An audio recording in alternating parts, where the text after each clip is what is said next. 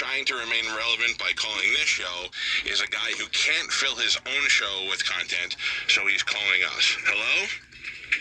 Now, am I live on your guys' air? Because you're live on my air. Yes, you are. Blah, blah, blah. Finally, somebody will take your phone call, so it'll try to help you remain relevant in this town, you moron. So is that how you're spinning it?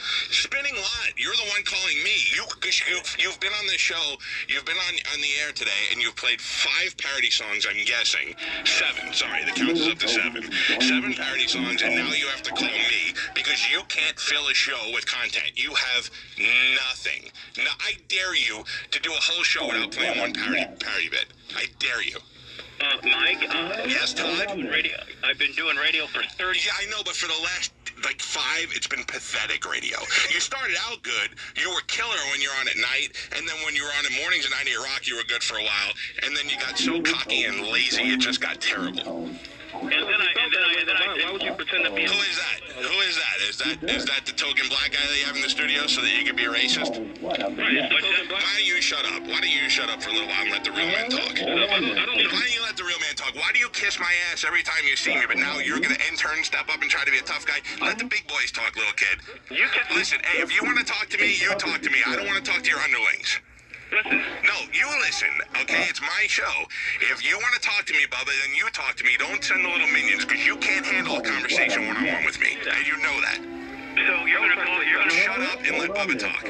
You're gonna call. No, you're gonna call my. You're gonna call 25 my token black guy. You've said that 100 times on your show.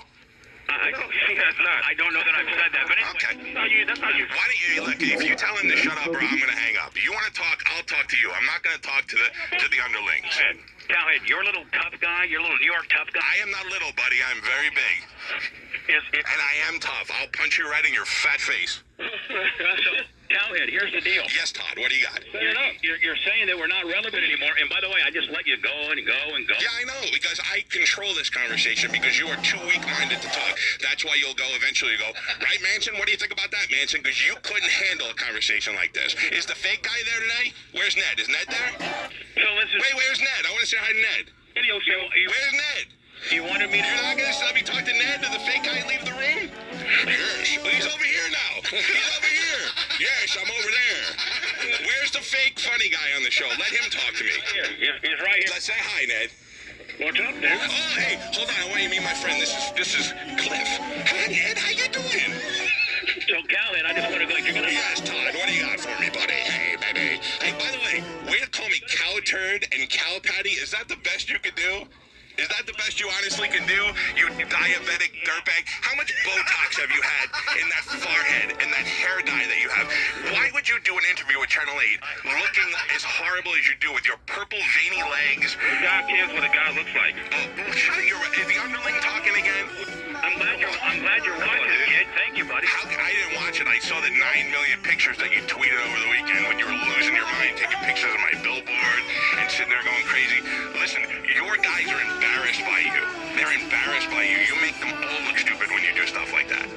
Okay, we think it's pretty funny. If you're gonna let me answer the original question, and you're done pounding your chest and trying to put yourself over, and how you're the big guy, and you're gonna smash me in the face, and I got a token black guy, and if we suck, if you're all done with that, I'm going to answer your original question. I don't even remember what the original question was, but go ahead. The original question is, I've been unsuccessful here, and I was originally good then, and I was kind of decent on 98 Rock, but then I came here and got... I don't think that was a question. That was a factual statement. I didn't ask you any questions. You want to talk about a question? Answer this question. What happened to you? What happened to you in Miami, Orlando, Richmond, Jacksonville, Detroit, St. Louis, and Orlando again? What happened there? Answer that question. If you're right down markets that you will never be in. Right. We were syndicated in markets that you never were in. Right. Okay, but what happened? What happened to every one of those markets? Answer that question. Miami, Orlando, Richmond, Jacksonville, Detroit, St. Louis, and Orlando. What happened? You inherited a third... Answer my question first, buddy. Answer my question. What happened to all of your failed markets? You are unsuccessful in every one of them. This company rolled out the red carpet for you, and you shoved it right up your ass. You ruined everything. You had a second chance. You came here with your tail between the legs, begged them, they hired you, and then they rolled you out and you ruined it because you let your ego ruin it like you do with everything. You are terrible and you are old. And you know, and listen, everybody in your room knows it. Manson knows it. He said it to me. You can't deny it, Manson. We've had multiple conversations about it. You can say whatever you want, but you know we have. Oh, I know. I've been number one with Bubba for... I know, but I didn't say that. All I'm saying is you've said to me, hey, man, I just collect a paycheck. I go in there, do what I have to do, and then I leave. The show's terrible, but it seems to be working. You never said that to me? I will tell you this. Usually I won't let a person, take over and try to run rough. Yeah, but because you never called anybody that could put you in your place. No. You didn't even think I was going to take your phone call today, and now I'm embarrassing you in front of everybody because you are weak-minded and your show is irrelevant and terrible. Beasley hired you and had a chance to make a splash in this market, and they put you on the weakest signal that they have. If they believed in you, they would have put you on a bigger signal. You are terrible, and they know it. This is going to be a side project for them. I heard that they paid you such little money that that they paid you half of what Cox was paying you. Tell me that's not true. From Hurricane? Tell me that's not true. No, as a matter of fact, Cox has my deal. They had the right to match. So Right, and they let you go. Do you realize you had such great numbers on this radio station, and they still let you go because you are so terrible? They knew that it would be better to get rid of you than it would be to keep you here. I had to show Cox my deal. You can go look at Keith Wallace and see what my current deal is, Callahan, if you like. No, I don't care. You mean nothing to me. So you didn't hear the right information? No, I did. I know what I'm talking about. Your deal has to pay the entire show. You have to pay everybody on your show. Right. Right. So it's a piddly amount of money compared to what they're. But anyway, go ahead. What does it matter? What is Because it's sad. It's sad in what you've become because you squandered such a great opportunity that this company gave you, the second chance that you came crying for, and then you blew it all. Miami, Orlando, Richmond, Jacksonville, Detroit, St. Louis, and Orlando again. What happened in Orlando again? You were just there. You were going to take down the monsters on an AM station. What happened? What show did we replace at Cox? The Cowan Show.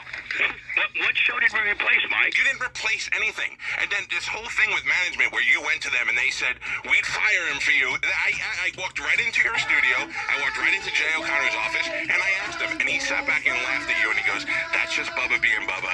Yeah. I just had a conversation with him 3 weeks ago and said that, yes, he did say that. So I don't know. No, okay, cool. Then let's get him on the show and we'll both ask him.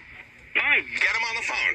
Get him on the phone, you guys as buddies. Get Jay O'Connor from Cox on the phone and let's ask him. I know that I overtook your show that was failing and I took it to a 14 share and you're down to a 7-1 share right now. I know, and you know what? The funny thing is that, you want me to answer that?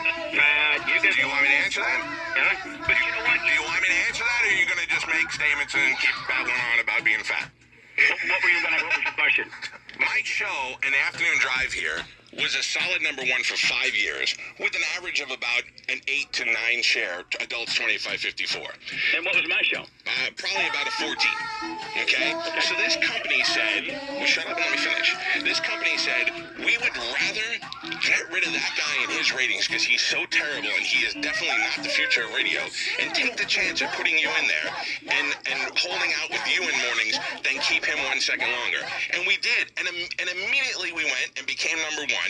We've been number one ever since we went to mornings, and we've lost a little bit of the number, but we've still maintained the 8 to 9 share that we've had since we were in Afternoon Drive.